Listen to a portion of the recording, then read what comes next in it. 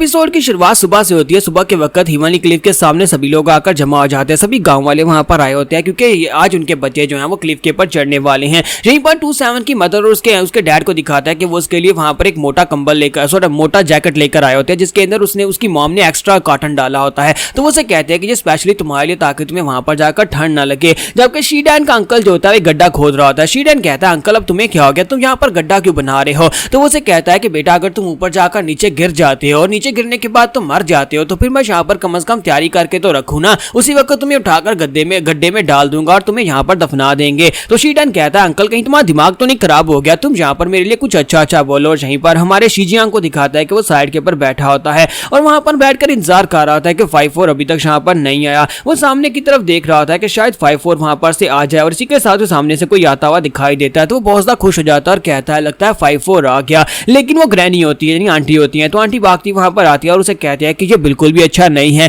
5-4 अभी तक घर वापस नहीं आया और मुझे उसके बारे में कुछ भी नहीं पता कि वो कहां पर है। लगता है कि वो कहीं पर चला गया या तो वो खुद से अकेले यहाँ पर क्लिफ के ऊपर पहले चढ़ गया या फिर वो कहीं और चला गया है। सभी लोग सोच रहे होते हैं कि अब हम लोग क्या करेंगे। विलेज चीफ कहते हैं कि हाँ इन बच्चों को अकेले ऊपर चढ़ना पड़ेगा, 5-4 के बिना ये आप अकेले ऊपर नहीं चढ़ पाएंगे। और इसी के साथ ही 5-4 को दिखाते हैं कि वो पीछे खड़ा होता है और उनसे कहता है कि लगता है कि तुम सभी लोगों को यहाँ पर वाकई में मेरे बिना चढ़ने में बिल्कुल मजा नहीं आने वाला था, इसी वजह से मैं यहाँ पर पहले से आकर खड़ा हूँ, देख रहा हूँ कि तुम सभी लोग यहाँ पर क्या करते हो। मॉम भागती हुई उसके पास जाती है और जाकर उसके सर में थप्पड़ मारती है और कहती है बेवकूफ बच्चे तुम पूरी रात घर क्यों नहीं रहे, क्या तुम्हें पता भी मैं कितनी ज्यादा परेशान हो गई थी। तो वो अपने पास से 5 स्पेशल फ्रूट्स निकालता और कहता है कि मॉम देखो मैं पूरी रात यहाँ पर ये चीज ढूंढ रहा था। तो वो उन तीनों को वहां पर एक फ्रूट देता है। तो वो तीनों वहां पर उस फ्रूट को खा लेते हैं। तो वहां शीजियांग कहता है कि ये क्या चीज है। तो वो उसे कहता है कि जरा खाकर तो देखो। जैसे ही शीजियांग उसको खाता है तो उसकी बॉडी के अंदर जबरदस्त एनर्जी आती है और उसे वहां पर ठंड लगना बंद हो जाती है। तो वो कहते हैं ये बहुत ही स्पेशल स्पिरिचुअल फ्रूट्स हैं, इनको ढूंढना बहुत ज्यादा मुश्किल है। तो 5-4 स्पेशली हमारे लिए जो फ्रूट्स ढूंढ कर लाया, इसका मतलब यह है कि ये तो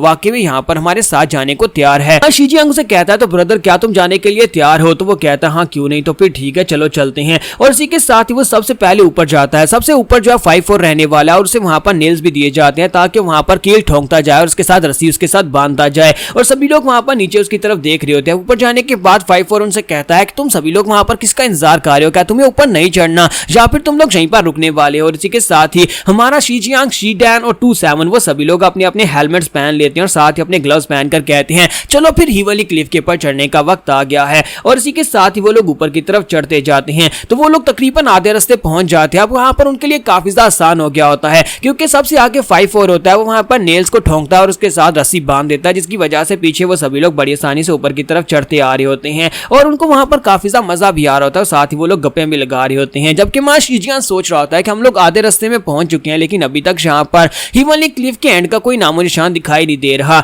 और इसी के साथ ही वहां पर दिखाते हैं कि हमारा जो 5-4 होता है वो एक पत्थर के अंदर कील को ठोंकता है तो वो काफी ज्यादा नर्म होता है। तो मां शीजियांग से कहता है कि जरा ध्यान से, वो पत्थर बहुत ज्यादा नर्म है, उसे जरा जोर से मत मारना। जबकि शीडैन से कहता है परेशान होने की जरूरत नहीं है, क्या तुम्हें पता है कि जहां पर अगर कील ठोंकने का किसी को ज्यादा एक्सपीरियंस है तो वो सिर्फ 5-4 को है और उसे पता है कि जहां पर इसके अंदर कौन से पत्थरों के अंदर कील को ठोंकना है क्योंकि वो यहाँ पर इस जगह के ऊपर बहुत बार चढ़ चुका है। इसी वजह से पता है कौन सा पत्थर नरम है और कौन सा सख्त होने वाला है। फिर साथ ही वहां पर आपस में गप्पे लगाना शुरू कर देते हैं क्योंकि ऊपर 5-4 उनसे कहता है कि अपनी बकवास बातें बंद करो, चुपचाप चढ़ने के ऊपर फोकस करो। जबकि शीडैन वहां पर चुप ही नहीं कर रहा होता। तो वो कहता है कि तुम्हारे इन टूल्स की मदद से हमारे लिए ऊपर चढ़ना बहुत ज्यादा आसान हो गया, मैंने कभी सोचा भी नहीं था कि हम लोग यहाँ पर से ऊपर चढ़ पाएंगे। 27 कहता है कि एक बार मैं ऊपर चला गया तो ऊपर जाने के बाद मैं अपनी टेलर शॉप खोलूंगा जहां पर पूरे सेक्टर के जितने लड़के होंगे वो सारे मेरे पास से आकर अपने कपड़े सिलवाएंगे। तो हमारा शीजियांग जो होता है वो कहता है क्या तुम ऊपर जाकर टेलर शॉप खोलना चाहते हो।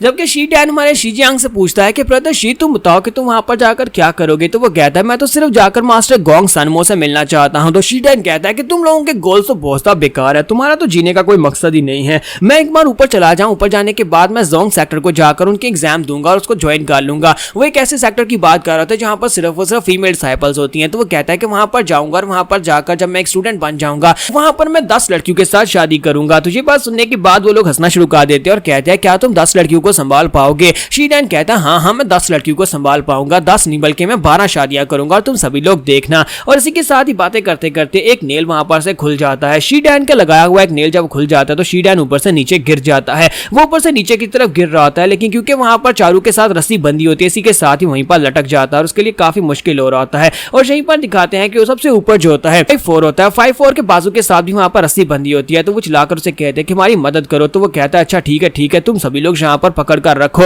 मैं जहाँ पर ऊपर से ज्यादा देर तक संभाल नहीं पाऊंगा क्योंकि वजन ज्यादा है। और इसी के साथ ही हमारा शी जियांग जो होता है वो शी डैन से कहता है कि तुम्हें किसी पत्थर को पकड़ना होगा, जरा अपने आसपास किसी पत्थर को देखो। और यहीं पर दिखाते हैं कि हमारा 27 जो होता है वो कहता है कि मैं भी यहाँ पर इसका भार उठा नहीं पा रहा, और वो भी वहीं पर से गिर जाता है और दोनों वहां पर लटक जाते हैं। अब सिर्फ और सिर्फ हमारा शी जियांग और इसके साथ 5-4 उन दोनों ने यहाँ पर उन दोनों को संभाल रखा होता है। दोनों वहां पर नीचे लटक चुके होते हैं और दोनों को वहां पर उन दोनों के लिए संभालना बहुत ज्यादा मुश्किल हो रहा था, स्पेशली 5-4 के लिए, क्योंकि पहले एक बार चढ़ते हुए उसका कंधा जो था वो डिसलोकेट हो गया था, जिसकी वजह से उसका कंधा अभी भी जख्मी होता है। और जहां पर रस्सी उसके साथ लटकने की वजह से उसका कंधा फिर से डिसलोकेट हो जाता है और उसके अंदर से ब्लड बहना शुरू हो जाता है। वो बड़ी मुश्किल के साथ वहां पर उन लोगों को संभाल कर रखे हुए होता है और उसे ऐसे लगता है कि जैसे उसके ऊपर एक बहुत ही बड़ा वजन पड़ चुका है और जहां पर इतना भारी वजन लेकर वो कभी भी ऊपर नहीं चढ़ पाएगा। सोच रहा होता है कि अब मैं यहाँ पर क्या करूं, मैं ज्यादा देर तक यहाँ पर इन दोनों के बोझ को नहीं उठा पाऊंगा, क्योंकि 27 और शी डैन दोनों वहां पर लटक चुके हैं और उन दोनों को उठाकर ऊपर की तरफ जाना उसके लिए बहुत ज्यादा मुश्किल है।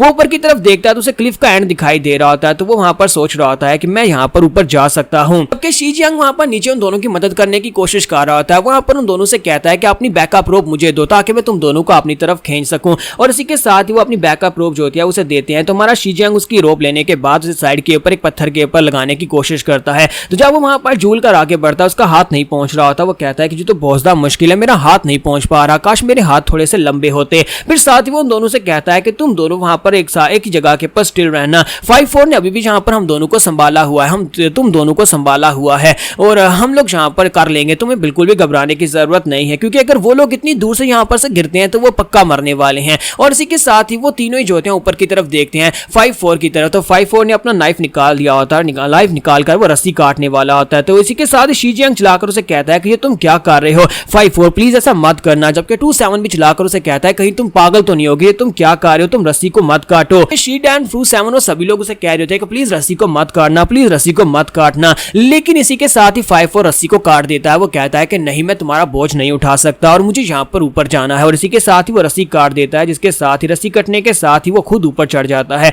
तो ऊपर चढ़ते चढ़ते वो क्लिफ के ऊपर पहुंच जाता है। क्लिफ के ऊपर पहुंचने के बाद फाइनली वो ऊपर से बाहर निकलता और कहता है ये मैंने क्या कर दिया, ये मैंने क्या कर दिया। और वो साथ ही पीछे की तरफ घूमकर नीचे देखता और कहता है कि मैंने अभी अभी यहाँ पर 3 लोगों की जान ले ली, मैं ऐसा बिल्कुल भी नहीं था, मैंने अपने ही गांव के अपने दोस्तों की जान ले ली। तो यहीं पर से नेक्स्ट सीन जो होता है हमें डीमन राम का दिखाया जाता है, जहां पर डीमन क्वीन जो होती है अपनी चेयर पर बैठी होती है और उनके सामने वहां पर मास्टर जिनली होता है। मास्टर जिनली को वहां पर सजा दी जा रही होती है क्योंकि वो अपने मिशन में फेल हो गया। तो वो चिल्लाकर कहता है कि डीमन क्वीन, तुमने जो मिशन दिया था मैंने वो मिशन पूरा किया, मैंने गांग लिंगजुन को मार डाला, लेकिन इसके बावजूद मुझे यहाँ पर सजा क्यों दी जा रही है। और साथ ही उसने वहां पर अपनी डीमन फॉर्म को एक्टिवेट किया होता है, यानी उसने अपने साइज को बड़ा कर लिया होता है, जिसकी वजह से वहां पर जितने एल्डर्स और लोग होते हैं वो सभी उसे कह रहे होते हैं कि प्लीज मास्टर जिनली शांत हो जाएं, अपने डीमन फॉर्म को कंट्रोल करें। लेकिन वो गुस्सा हो जाता है और उन सभी के ऊपर अटैक करना शुरू कर देता है। जब उन सभी के ऊपर अटैक कर रहा होता है, इसी के साथ ही डीमन क्वीन अपने पास से एक मार्बल निकालती है और उस मार्बल को सामने की तरफ फेंकती है, जो कि सीधा जाकर जिनली की आंख में लगता है और उसकी एक आंख निकल जाती है। तो वो उसे कहती है कि तुम यहाँ पर गांग लिंगजुन को मारने में फेल हो गए और इसी वजह से मैंने तुम्हें दूसरी दुनिया में भेजा था ताकि तुम वहां पर जाकर गांग लिंगजुन को मार सको, और तुम दोबारा भी वहां पर जाकर फेल हो गए। और इसी के साथ ही वो उसे कहता है लेकिन मैंने उसे मार दिया और दूसरी बार भी मैंने उसे मरते हुए देखा है। और इसी के साथ ही वो अपने पास से एक लाइट निकालती है और उसे कहती है क्या तुम यहाँ पर उसकी सोल ऑर्ब को देख रहे हो, इसकी सोल फायर जो है यहाँ पर जल रही है, इसका मतलब यह है कि गांग लिंगजुन अभी तक जिंदा है, और ना सिर्फ वो जिंदा है बल्कि हमारे मॉर्टल वर्ल्ड के अंदर भी आ चुका है। अब मैं तुम्हें यहाँ पर एक दूसरा मौका देती हूँ, अभी जाओ और अभी जाओ जाकर उसको ढूंढो, इससे पहले कि गांग लिंगजुन जो है वो उस लड़के की बॉडी के अंदर, जिसकी बॉडी के अंदर वो रीइंकार्नेट हुआ है, वो दोबारा से एक्टिवेट हो जाए। तुम्हें उससे पहले उस लड़के को मारना होगा, अगर इस बार तुम उसको नहीं मार पाए तो फिर मैं तुम्हें मार डालूंगी। और यहाँ पर हम लोग अपने एपिसोड 08 का एंड करेंगे और नेक्स्ट एपिसोड में देखेंगे हमारा शी जियांग और उसके दोस्तों का क्या बना, क्या वो लोग हेवनली क्लिफ के ऊपर चढ़ पाएंगे या नहीं।